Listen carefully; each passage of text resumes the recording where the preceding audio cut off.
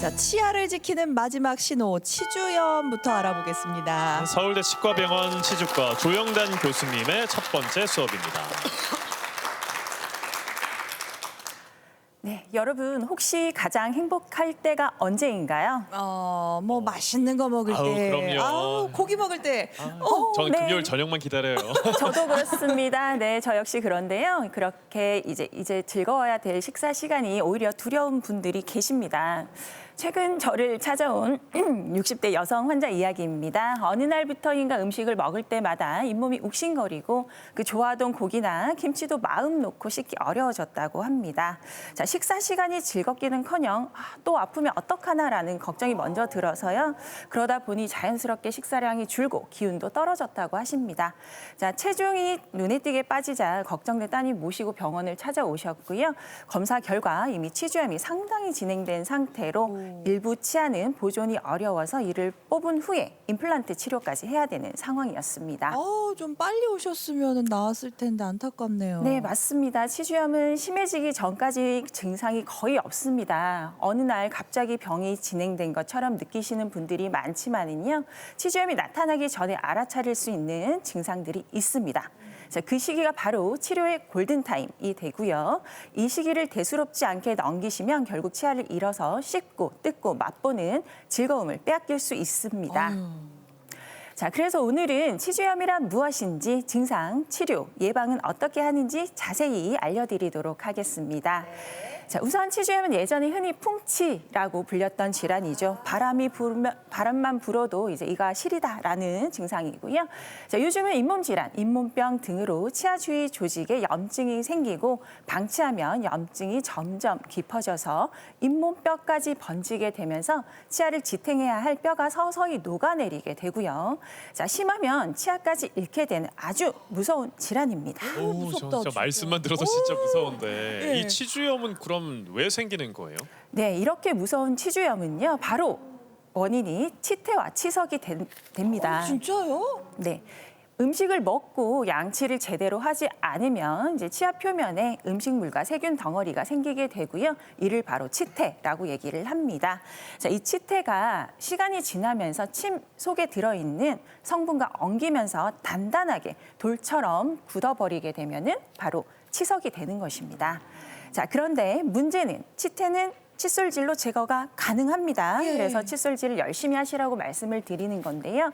자, 치석은 칫솔질만으로는 떨어지지 않습니다. 자, 잇몸과 치아 사이에는 치주낭이라고 불리는 주머니가 있습니다. 자, 치석이 계속 남아있게 되면은 그 안에서 세균이 자라게 되고요. 잇몸에 염증을 일으키면서 치주낭이 화면에 보시는 것처럼 점점 더 벌어지면서 잇몸은 물론 잇몸뼈까지 손상되게 됩니다. 뼈까지요. 근데 이게 초기 신호나 증상 같은 게 있을까요? 네, 초기 신호는요. 가장 대표적인 증상으로 잇몸이 붓고 양치할 때 피가 나게 됩니다. 네, 치주염의 진행 단계를 보면서 함께 설명드리도록 하겠습니다. 네.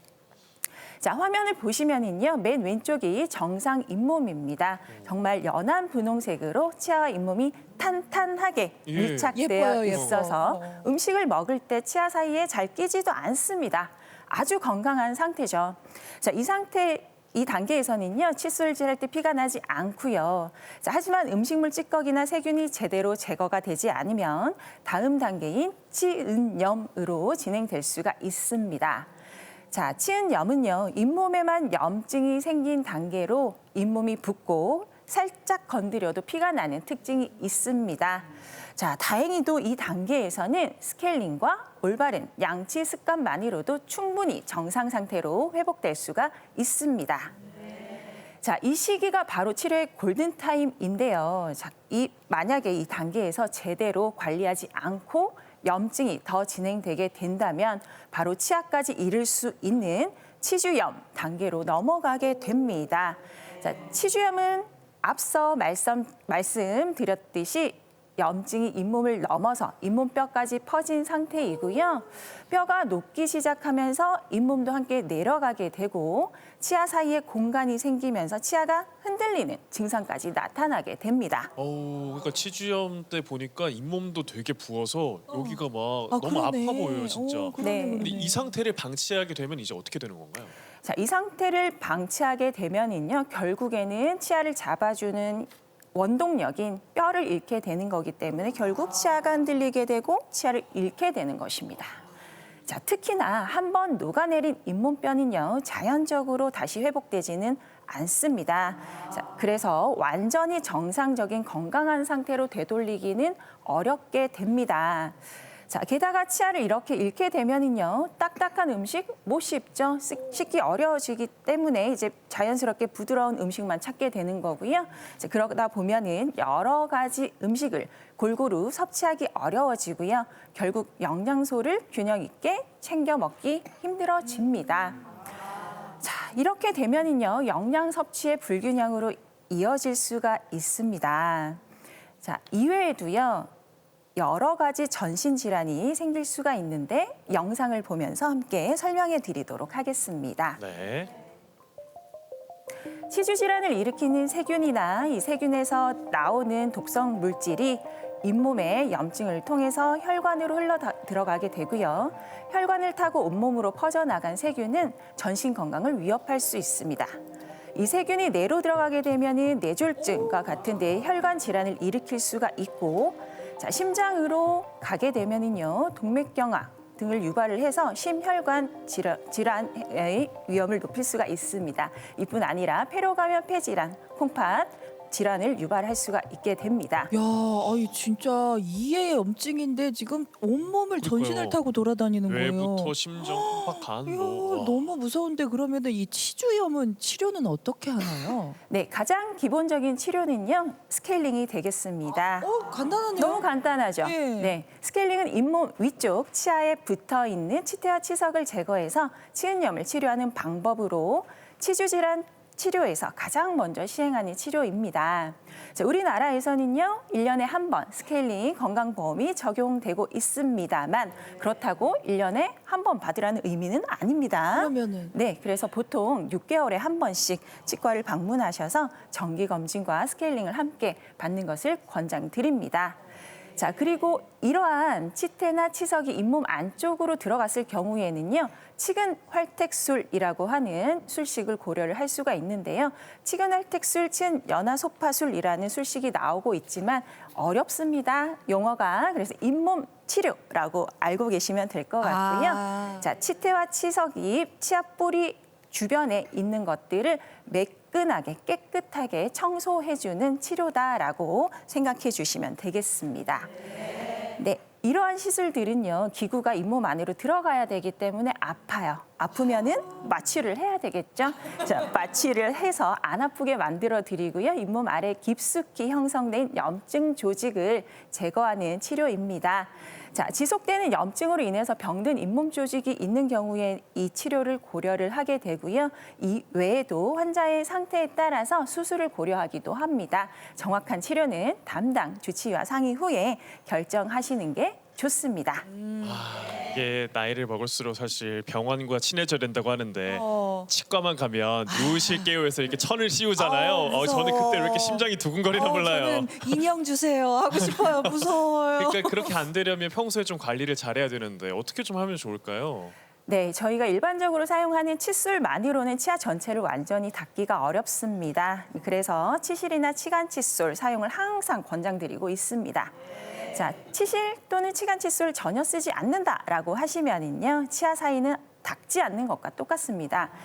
즉, 그냥 큰 칫솔로만 양치를 하게 되면 치아의 절반만 닦는 것이기 때문에, 자, 그리고 염증은 주로 치아 사이사이에서부터 시작되기 때문에 치간 칫솔, 치실을 이용해서 치아 사이를 항상 닦아주셔야 됩니다. 저희가 많이 봐도 볼 때마다 헷갈리고 새로운 게 이게 치간 칫솔 치실 사용법이거든요. 좀 자세히 다시 알려주세요. 예. 네, 그러실 것 같아서 제가 오늘 준비를 해왔습니다. 제가 직접 보여드리려고 하는데 박철규 아나운서 예. 앞으로 나와서 저와 함께 해주시겠습니다. 자, 오늘은 보조. 다행이다. 저는 제 치에다가 하는 줄 알고. 예. 네. 네, 이렇게 잡아주시고요. 네. 이쪽 면이 나올 수 있도록 보여주시고요. 자, 치실 아끼지 마십시오. 아끼지 마시고요. 보통 한 요 정도 나란히 했을 때 요 간격 정도 30-40cm 정도 오. 잘라주십시오. 꽤 많네요. 자, 그렇게 진짜. 하고요. 이제 양쪽에서부터 손가락에서 감아서 들어가십니다. 감아 들어가셔서 이렇게 치아 사이를 관통하시는데요. 보통 요거를 들어갈 때 탱 하고 들어가시게 되면은요 잇몸이 다칠 수가 있습니다. 그래서 살살살살 잇몸에 톱질하듯이 이렇게 치아 사이를 넘어가시고요. C자 형태로 만들어 주셔서 살살살살 이렇게 닦아주시면서 끌어올리시면 됩니다. 자, 치실은 이렇게 사용해 주시면 되고요. 우리가 보통 이제 사용을 하시는 것 중에 치간 칫솔이 있습니다. 자, 치간 칫솔은요 사이즈가 여러 가지가 있습니다. 그 구멍에 맞춰서 사용을 해주시면 되시고 치아에 평행하게 이렇게 들어가셔서 요 치아 사이 부분에 밀착을 시키시고요. 한번 들어갔다 나오는 거 아니고요. 밀착시키셔서 살살살 닦아주시면 되겠습니다. 네. 네. 됐나요? 네, 아, 자리로 해주시면 네. 되겠습니다.